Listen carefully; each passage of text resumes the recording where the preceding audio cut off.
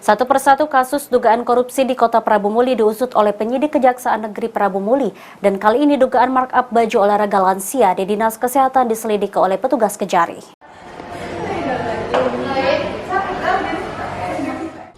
Kesekian kalinya Kejari Prabu Muli mengendus dugaan tindak pidana korupsi di tubuh Dinas Kesehatan setelah penyidik tindak pidana khusus Kejari Prabu Muli melaksanakan gelar perkara yang dipimpin langsung Kepala Kejaksaan Negeri Prabu Muli Roy Riyadi.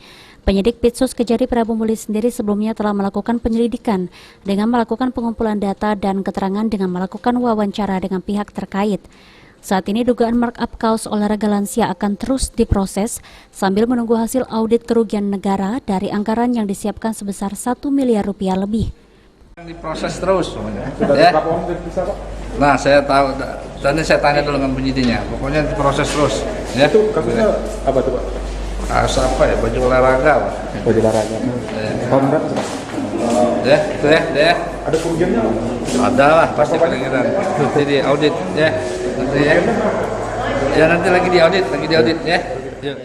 Sejauh ini Kejari Prabu Muli sudah memberikan 6 orang saksi, di mana 4 dari 6 saksi yang sudah diperiksa, yakni KH selaku PPK, JK selaku penerima hasil pekerjaan, SN bendahara, dan MK selaku pelaksana kegiatan.